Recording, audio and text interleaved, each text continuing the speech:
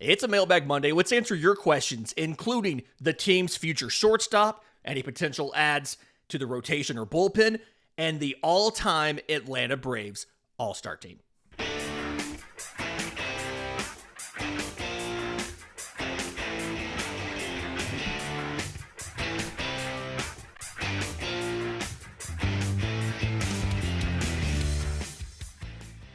Yes, welcome on in to Braves Today, your home for news, notes, and updates on your Atlanta Braves. I'm your host, Lindsay Crosby. You can follow me on social media at Crosby Baseball. You can follow the show on X, Braves_today. We have a Facebook page and Instagram as well. And you can find all of my written work, bravestoday.com. That's the Braves Today Substack, as this is both a podcast and a newsletter. Proudly part of the Believe Podcast Network and presented to you by FanDuel. Download the FanDuel app or go to fanduel.com to get started. Okay, so I put out the call for questions last week, the end of Saturday, Sunday, and I got looking at pages and pages of questions from you guys. Tons of stuff. Let's just jump right into it. I'm going to do my best to make sure that I give people credit for asking these questions. A lot of these, first shot at all of these, came from the Braves Today Discord. If you're not a member of the Discord, links in the episode description, links in the show notes. You can join in there. Bunch of people chatting, talking all about Atlanta Braves baseball and MLB in general. First question from Collins in the Discord. What would be your opening day bullpen right now? I do want to point out before I answer the question that those of you subscribed to the newsletter over at bravestoday.com, I dropped 2,400 words this morning on the bullpen. So if you want to know how I really feel about it, there's a bunch of words on the roster right now, all the different position battles and all that stuff. But as of right now, I've got Raisel Iglesias as your closer, Robert Suarez and Dylan Lee as your right-handed and left-handed setup men. Your middle relief is Joel Payamps, Aaron Bummer, and someone, I think Dylan Dodd's the favorite, over Daysabel Hernandez and Hunter Stratton, because Hernandez and Stratton both have options left and Dodd does not. But don't sleep on James Karinchak, who we talked about a little while ago. I wrote about him on the newsletter. Or Ian Hamilton. We signed non-guaranteed money to Ian Hamilton, former Yankees righty. And I do think the path to making him better is very clear in front of Atlanta. Because kind of like Pierce Johnson and Tyler Kinley, he has this issue of he has a very, very good breaking ball, in his case a slider, that he does not throw enough. But he's throwing mediocre fastballs instead of it. He throws both a four-seam and a sinker. They're not great. And his best seasons in his Yankees career were when he was throwing the slider like 55% of the time and then mixing those two fastballs at an equal amount behind it. Last year, he was sinker first, slider second, four-seam third. So I think there's some easy adjustments you can make. I don't have Karinchak and Hamilton as the guys as of right now, but you can very clearly see how they could make the roster. The final two spots, the long relievers, Joey Wentz and Jose Suarez, both lefties. The caveat here is my two X factors are Joe Jimenez and Grant Holmes. Okay. Joe Jimenez, they're going to reevaluate him in probably when they get to spring training. AA told us a couple weeks ago that he was not somebody they were counting on for leverage innings in 2026. But if you get him back, it's hard to point out. You'd be remiss if you didn't point out he was very, very good with Atlanta. 281 ERA, 151 ERA plus before he got injured and missed all of last year. Grant Holmes, I genuinely do not know what his role is for 2026. I've gone on the record. I should probably flesh it out into a show or something. I think Bryce Elder winning the final rotation spot with a little more consistency would be a big deal, simply to Give the Braves a reliable number 5 that can post every 5th day and give you the ability to give extra rests and skip starts for your postseason guys to get them to October. That would mean Hurston Waldrop would start off in AAA, and Waldrop would be the number 1 guy should you need to add somebody to the rotation long term. But Grant Holmes can do anything. You could put him in as that third middle relief option. He could take leverage innings for you. He could be a spot starter. He could flex to the rotation for 2 or 3 times through. He did all of those things in 24. And the difference in this year's bullpen, upcoming for 26, and what you had in 25 is you actually spent money and got a guy for it. So the issue for 2025 with the bullpen, and a reminder here, in 2024, your bullpen had a 3.32 ERA, third best ERA in baseball. And the issue was not that you lost Joe Jimenez and AJ Minter and didn't replace them. The issue was you lost Joe Jimenez, AJ Minter, Grant Holmes to the rotation, and Jesse Chavez to old age. Like, Father Time is undefeated and finally caught up with him. The issue was you lost all 4 of those guys and didn't replace any of them with somebody making guaranteed money. You brought in 15 non-guaranteed or minor league deals, and none of those guys made it to game 162. The difference this offseason is you brought back Rizzo Iglesias, and then you paid Robert Suarez. So you have 2 accomplished closers in your bullpen. And then the other spots you're trying to fill with low-cost guys or reclamation projects like a Joel Pyomps. I am very high on him fixing everything. So option number 1 there. Aaron Bummer being healthy and getting that velocity back. Joe Jimenez maybe being back. Grant Holmes maybe being back there. Like, you have high ceiling options in some of these guys like a Jimenez, like a Pyomps. And then you also brought in league minimum guys or minor league guys like a Karinchak, guys like that. So as of now, my bullpen, the final 2 spots are Suarez and Wentz. I genuinely think that one of them probably doesn't make the roster if Grant Holmes is in the pen. And I think the best configuration for Atlanta is Bryce Elder as the 5th starter, a more consistent Bryce Elder. We talked about this last week. Grant Holmes in the pen, Hurston Waldrop in AAA. Sheer quality of his stuff and performance, Hurston Waldrop deserves to be in the majors, but from an options and roster construction standpoint to get you to October with a good enough record to make the postseason, which we have to add that because you didn't do it last year. I think Elder's probably your number 5 to start the season, and Waldrop's in AAA. We know AA likes the versatility of guys with options. And then we'll see if they add anybody. I think adding somebody depends on the news they get on Jimenez.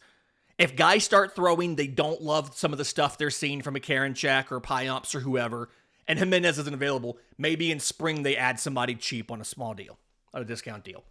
Question from Trogdor the Burninator, great username, in the Discord. I think it's safe to say that the Braves and the Orioles were the 2 teams that were expected to be great in 2025, but absolutely crap the bed instead. Based on how the rosters are currently, which 2 teams can you see doing that in 2026? As of right now, rosters are currently, the National League team I think can do that is the New York Mets. Because the New York Mets just, right now, look terrible. They lost a lot of pieces. Some of that was clubhouse fit, right? But they lost a lot of pieces, and they have not yet replaced them, and they still have not addressed the rotation, which was the big issue last year. So, National League team, I've absolutely got the Mets. American League team is a little bit tougher.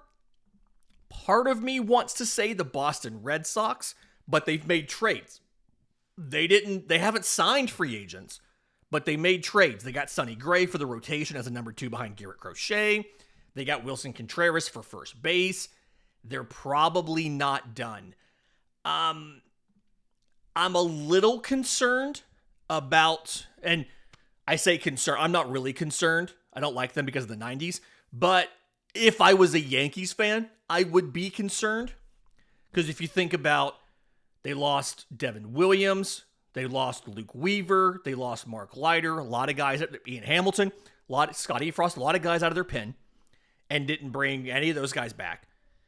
They did, yes, they have David Bednar to close, but like it's a much weaker pen than it was last year. Also, a lot of old guys up there. Their rotation, they're not going to have Garrett Cole to start the year because of Tommy John. They're not going to have Carlos Rodon because of elbow surgery. They're not going to have Clark Schmidt because of Tommy John. And so their rotation is like Max Fried, Cam Schlitter, Luis Heel, who was hurt and not very good last year after winning Rookie of the Year, Will Warren, who has been very homer prone in the majors, as my fantasy team can attest, my dynasty team can attest, and Ryan Yarborough, who is fine, but a very underwhelming 5th starter. So they've got that. They've also got defensive questions because left field's still a mess. Jason Dominguez has not shown he belongs yet. Jose Caballero has to start off as the starting shortstop every day. Great defender, can't hit. Very Nick Allen-ish. OPS was in the 600s last year. They've got Ryan McMahon at 3rd, who is struggling after he left Colorado. Like, a lot of questions on the Yankees. Yes, Judge, Chisholm, Rice, like they've got guys. Austin Wells is not a bad hitter, probably batting like 9th or something for them. But it's not very deep, and it's very reliant on all of the stars starring and being healthy. And when does that ever happen in baseball? So as of now, Mets and Yankees. Funny, they're both in New York. I also don't think both teams are done. I think the Yankees are closer to done than their fans want them to be. I don't think the Mets are done at all, but the question was not, are they done? The question was, as of now, which teams do you see as underperforming in 2026? In just a minute, questions about shortstop, more adds to the rotation, upgrading center fielder, second base, and more. We'll do that next, right here on Braves Today. But first, today's episode is brought to you by our friends at FanDuel. I just talked all that crap about the Yankees. They're still the favorite to win the American League at plus 360 on FanDuel. World Series odds, they have the second best World Series odds to win the World Series, right behind the Dodgers. Some of that is just a factor of where the money is coming from. Atlanta has climbed to the 3rd best odds in the National League, ahead of the Mets, ahead of the Brewers, and everybody else, because the Braves have filled arguably almost every single hole this winter. If you want to get in on the action, go to FanDuel.com or download the FanDuel app today.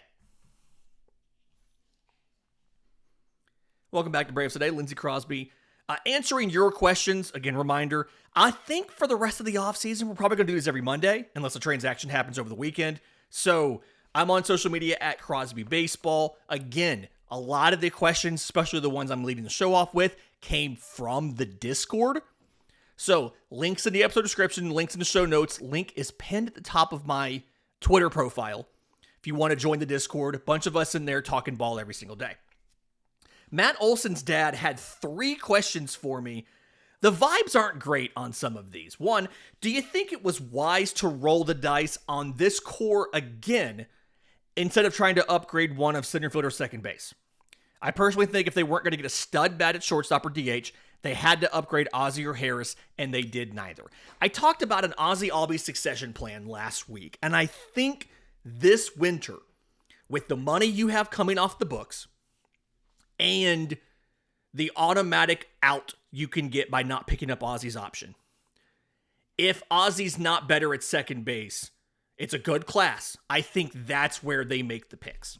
I think that's where they make the upgrade. And they say, we're going to go ahead and move on a year early. In a perfect world, you get some of these young guys, we're going to get them in a minute, future shortstops. You get some of these guys up and you have options. But I think this is probably the last season where you have a leash on these guys. And the fact you have a full-time shortstop in Ha-Seong Kim means if Ozzie struggles, Walt Weiss can go to Mauricio Dubon at second base. If Ozzie gets hurt, you can go to Ha-Seong Kim at second base to Nacho Alvarez at second base. Like, you've got a couple options now. I don't think they bench. This is the caveat of we don't know what Walt Weiss is going to do. I don't think you're going to bench Ozzie yet. But I do think they may try to build in more playing time for other guys and start actively working on upgrading second base if this doesn't work for Ozzie. I do think in center field, it's important to point out, Dubon can play center field pretty well. I don't think he's Gold Glove caliber, but he can play it pretty well. And he hits lefties pretty well, which is something that Michael Harris struggles with to the point where he got a day off last year for game 7 of the season where they sat him against a tough lefty. I do think it's entirely possible that they could phase Harris, make him a smaller part of the offense this season if he struggles. It's important to point out, between Eli White, Dubon, and Yastrzemski, you have 3 different guys who are at least passable, if not better, in center field. It's better center field depth than you've really had in years. So if Michael Harris is not good, if he struggles, if he has another worst hitter in baseball slump like he was last year, you absolutely can send him down. And because he only has 4 years of service time, if I have this right, he can't block an option to the minors. So I do think they may start, possibly, depends on the coaching staff, they may possibly cut back on their playing time this year if they're bad. And I think next winter would be when you would upgrade. Center field's a lot harder. Second base, there are a ton of options out there. You could always re-sign Kim to play shortstop. You could bring Dubon back and give him second base. You could go spend big money on a guy like Jazz, or you could do smaller money on somebody from a Gleyber Torres. Like, there's tons of options out there for second base. So, long way of answering it, but that's the question. Matt Madison's dad, number 2, does Mike Yastrzemski's streakiness and declining ISO worry you on a team full of boomer bust hitters who've seen a ton of their pop disappear? He's a little streaky. I do think that it's kind of going to depend on if he's able to stay in that role of, we only have you out there against righties, we're protecting you against lefties. I'm not as concerned because you've reinforced a lot of the roster other places to not be as streaky.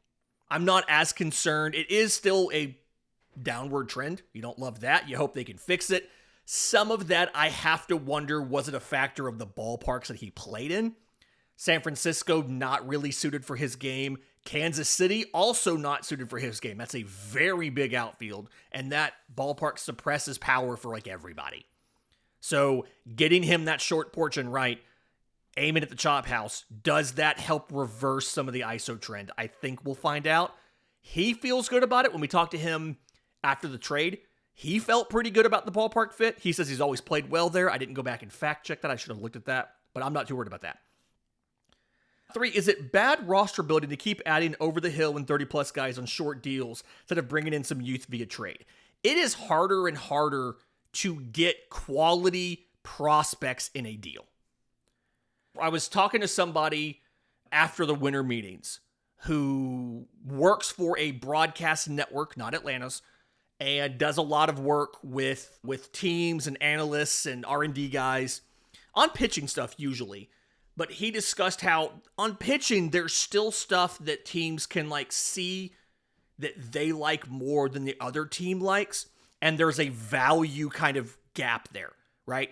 A team may value this guy more than the other team does, more than the team that has them, because of certain traits or characteristics or the potential to do stuff.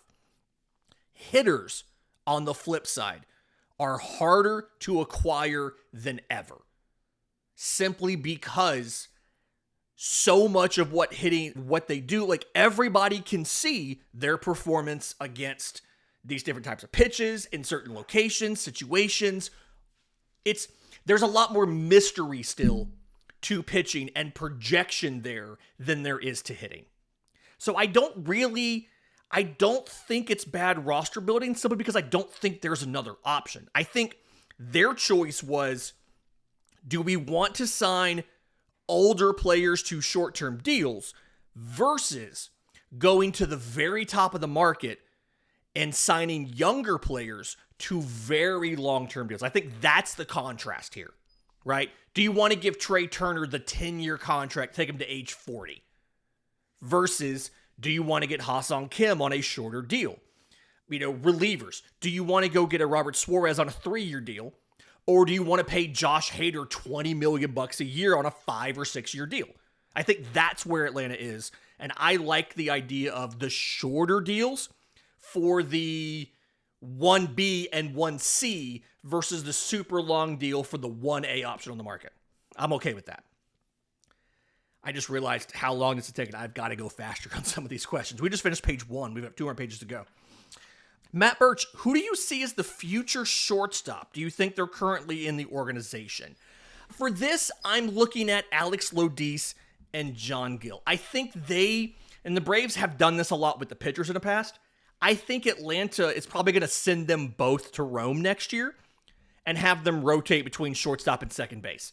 Gill can play some third base as well. But I think those two guys, pair them together, have them get to know each other, have them compete against one another, and work with each other, I think is the best way. And I think one of them can be the shortstop, hopefully as soon as 2027, but probably late in that year or 2028. And Lodis is the floor option. His defense should be good enough to make the majors and stick at shortstop, and you hope the bat is good enough. Yes, he struck out a lot in his post-draft sample. 42 strikeouts in 25 games and 109 plate appearances in Rome. 294 on base. His final season at Florida State, he had a 462 on base and struck out 55 times in 275 plate appearances. I just don't really think we can say his approach is terrible after 109 plate appearances. It's too small a sample as he's trying to acclimate to pro ball in the longest season of his life after a layoff from when Florida was eliminated from college postseason to when he went to Rome. He does need to work on that consistency. Dude hit almost 400 in the ACC. He's not all of a sudden a terrible hitter. He had a terrible 25-game sample. But I think he's the floor. John Gill is the ceiling option. He was player of the month for August. He hit 344 with a 578 slug. He led the Carolina League, single A, in average, in doubles, and home runs, in slug, and OPS, and was second in hits, total bases, RBI, third in runs, fifth in on base, had an 8-game hit streak, and had 8 multi-hit games in the month of August. It really started to click for him late. And so Gill goes to Double-A Columbus for a week and struggles, 4 for 23. But Gill has fantastic speed, stole 50 bags, picked up 103 hits in 100 games. I really think the tools are there. I think he's in Rome next year. Again, these two guys battle each other, and I think one of these two guys is the starting shortstop probably by 28, maybe later in the year in 27, but unless somebody just goes bonkers, you don't have one of these guys as a starting shortstop option to start 2027. So you've got to figure out either keeping Ha-Seong Kim for one more year or some sort of bridge option to get you to one of these guys.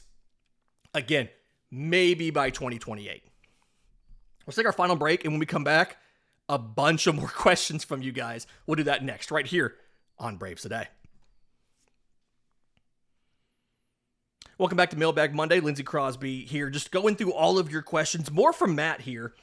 What do you plan to wear to the party after we win the World Series in 2026? He has said he has a Riley Road jersey that he is saving. I have a couple of non-official Braves jerseys, Outcast themed. One is just straight Outcast. The number on it's 96 for the year and all of that. One of them is a Michael Harris themed Outcast jersey. I'm probably wearing something like that. A prospect question, I'm going to skip that and come back to that. Do you think we make an addition to the pitching staff at the top or the bottom? I'd love to see Raylo and Holmes slide to the pen and a Bassett type, Chris Bassett, even to slot into the rotation to get us to October. I've made this comparison a couple times in the Discord. I think that Bryce Elder can be 75% of Chris Bassett for 5% of the money. At this point, the guys left on the market, I don't think a qualifying offer, popping one of those for Framber Valdez is worth it, given where the draft pick is. That would be the highest pick ever given up by a qualifying offer player, or for a qualifying offer player. And so the options you have are guys who can eat innings. I think a little bit of work and consistency from Bryce Elder, and he can be that guy for 1/20th of the Chris Bassett money. No, I don't think there's a rotation ad unless you get to spring training and Elder looks awful and they decide they need Lopez and Holmes in the bullpen. One of those two things happening. From Sweepy, since pitchers like Shawver, Waldrop, and Schwelly have shown off really good splitters, do you find it odd when the Braves were trying to get Strider to learn a new pitch? They didn't seem to try to teach him that one. I think two things here. One, Strider was trying to learn a new pitch. He was working on a pitch, not necessarily the team. It was his thing that he did in the offseason. I'm sure they consulted and they helped, but he's the one, from what we know. If you work in Braves player development and you know something different, my DMs are open. He was the one who wanted to learn that.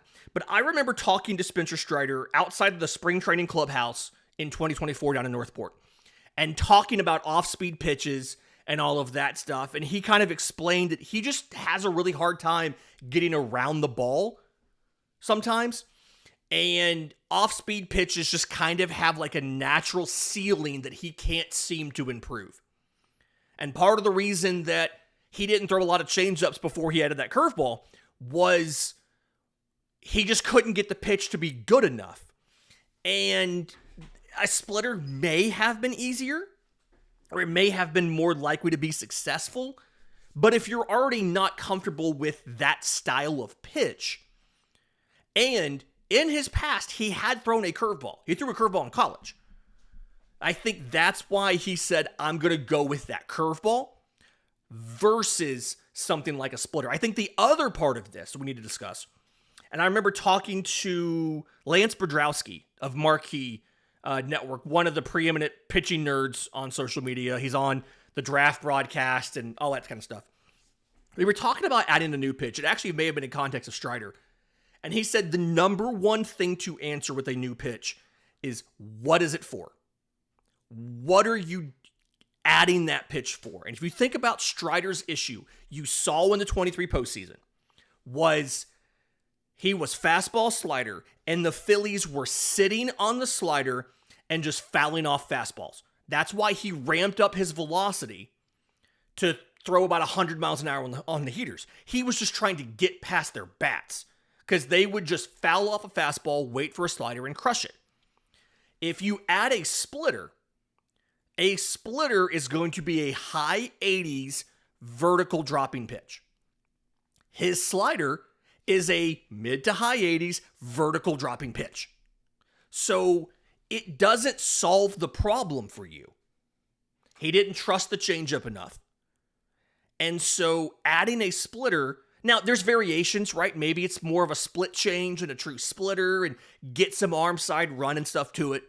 But to him, the thing that made the most sense, if you're sitting splitter and you're fouling off the fastballs, is rather than try to get something else in the same velocity band as a slider and a similar movement profile as a slider, let me get something that looks like the slider out of the hand, but drops farther and is slower so that you swing out in front of it. So I like the idea of Strider with a splitter, and I think I wrote a decent article back at SI that talked about that. But for what he needed it for, the splitter didn't make a ton of sense. Maybe that's something he looks at adding if he can get the splitter to have more of a kind of a two-seamer movement, or heck, just add a two-seamer at this point, right? To get that different movement profile that the changeup's not working with, and be curveball, slider, four-seamer, two-seamer. I think that might work pretty well for Strider. And maybe this offseason he does that. Who knows? I will probably do an emergency show if Spencer Strider showed a new pitch in spring training. All right. Adina Puzzle asks, do you have any hobbies that don't focus on baseball and sports? No. I say that. I do play video games. On Sunday, actually, I beat Batman Return to Arkham Asylum. Not a new game, I know, and that's kind of the thing. I don't buy brand new games. I'm still playing NCAA 25, right? I didn't buy MLB The Show until it went on sale when the season was almost over. But I do play some games, video games. I do also like, yard work and things like that, and cooking when I'm free. In the season, doesn't happen a lot, but in the off season, I'm the usual cook in the house. Double A, fantastic question here. Who is your all-time starting lineup for the Braves, including rotation? You can include a setup man and a closer if you want. This needs to be an entire newsletter and a show. Shooting off the hip, just real quick on this, having not put a lot of thought into it. My rotation, Maddox, Glavine, Smoltz, duh. Warren Spahn, Phil Niekro. That's my starting five. If you think there's a better pitcher that goes in there, definitely let me know. I know that, you look at starting pitchers in this organization, Kevin Millwood could be an option there. I could see Steve Avery getting votes, but that's kind of that's my go-to for a five. When you look at the bullpen, it's hard not to say Craig Kimbrell as your closer, honestly.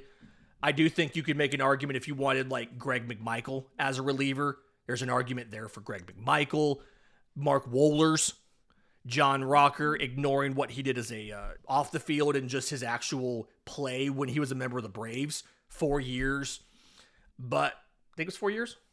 Yeah, like 83 saves, whatever. Lineup, I feel like the question on the lineup is whether or not you're using all-star game rules and it's just 3 outfielders, or you have to actually pick positions, right? Because some of these things are easy. First base is probably Freddie Freeman. Like if you do it by WAR, it's probably Freddie Freeman. Third base, is that Chipper Jones or Eddie Matthews? Like, that's a real question because they're both really good players. They both have, like, more than 80 WAR. If you put Chipper in left, which is a cheat code, but you can do that, okay, you've still got Hank Aaron, Dale Murphy, Andrew Jones to figure out, and Ronald Acuna Jr. Make Ronald a backup on the team if you want. Sure, okay, but I think Dale Murphy played some right, so you could put Murphy in right. You can put Andrew in center, and you can do Hank Aaron in the other corner. Ronald's on the bench. And then either Eddie Matthews or Chipper Jones is your DH. The rest of your infield is either, like your catchers are probably some combination of Javi Lopez and Joe Torre. I think Joe Torre had more WAR as a member of the Braves than Javi Lopez did. And Torre only played for like 7 seasons. Second base is probably like a Glenn Hubbard or Mark Lemke kind of situation. I think if you're looking at second base, those are kind of the two guys. Maybe Jeff Blauser gets in there. Rabbit Marinville is just way before my time in the early 1900s. I don't know a lot about him there. But there's a good start. I haven't necessarily fleshed this out. I need to do that. Maybe Rabbit Marinville is your shortstop instead of, I'm trying to think about who else could be your shortstop. Blauser played some short. Rafael Furcal is probably your best all-around shortstop that you had, and like sole shortstop. He never played like other bases for you. He was a shortstop. Blauser was really inconsistent. He wasn't fantastic defensively, but he was good. It's tough, right? Again, it does depend on the position questions. Am I just doing all-star rules and picking 3 starting outfielders and 2 backups? If you're picking a 5th backup for the outfield, assuming you have 2 third basemen, Eddie Matthews and Chipper Jones, who's your 5th backup for the outfield, right? Aaron, Murphy, Jones, Acuna. Who's the next one? Is it David Justice? Is it Rico Carty? Is it Ralph Garr? Gary Sheffield wasn't here long enough, but he was a good player, obviously. Ron Gant had, 7 years here? Ryan Klesko was here for 7 years. JD Drew was awesome for 1 season. Who's the 5th outfielder? I'm guessing it's probably David Justice, but maybe Rico Carty. And so there you go. Last couple of questions at Dave Vesey. He's actually a premium subscriber to the newsletter, so thank you for that. As we know, the moves made this offseason allow for a lot of lineup flexibility. It really seems the front office and Walt Weiss are on the same page in this regard. Do you think this would be possible if Snitker was still the manager? Would he be on board with this? I think it's almost different situations because it's very clear that that Snit had the lineup card. And Walt Weiss is going to have the lineup card. But Walt Weiss's openness to the data and the information, I think, tells us that he understands why Atlanta got that guy. Like, why Atlanta went out and got Mike Yastrzemski. Why Atlanta got for your bullpen. Like, why they signed Suarez and how they want to use him. I do think that Weiss is more open to optimizing what he does based on what the numbers say versus what Snit did. So I guess no, I don't think Snit would be as willing or eager to platoon guys as we assume Weiss is going to be, although I will say in 23, that was a pretty strict platoon in left field between Eddie Rosario and Kevin Pillar. They were pretty good about that. Who knows? Dustin Mounts asked about the rotation and bullpen. He kind of already touched on the bullpen and stuff like that. Again, go read that article. Ton of stuff on the bullpen. I'll talk about the rotation coming up soon. Hunter O asked, if the Red Sox offered Jordan Hicks and a low-level prospect, would you be willing to take on his contract and keep him in the pen? I actually independently had this thought myself about Jordan Hicks. I think the big issue with Jordan Hicks is when he signed with the Giants and became a starter, it really kind of messed everything up. And as a reliever, he's been very, very good. He was throwing 100 miles an hour, both sinkers and was it 23, I think, is when he was last reliever. Yeah, 100 mile an hour sinkers and four seamers. He had a sweeper, a slider, and a splitter. As a reliever, I would not be opposed to picking up Jordan Hicks. He's owed $12.5 million, I think, in each of the next 2 years.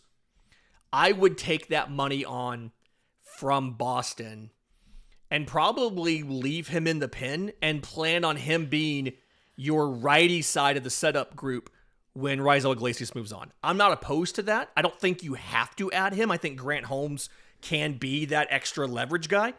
But I do like the idea of adding literally the 100th percentile guy in fastball velocity in 2023, provided he's fully healthy and he can get back to form. I really do like the idea of Jordan Hicks. I'm not opposed to that at all. Another question from Dustin here. Do you think the media rights dispute will hold up anything else the Braves do until that's settled later this month? I honestly don't.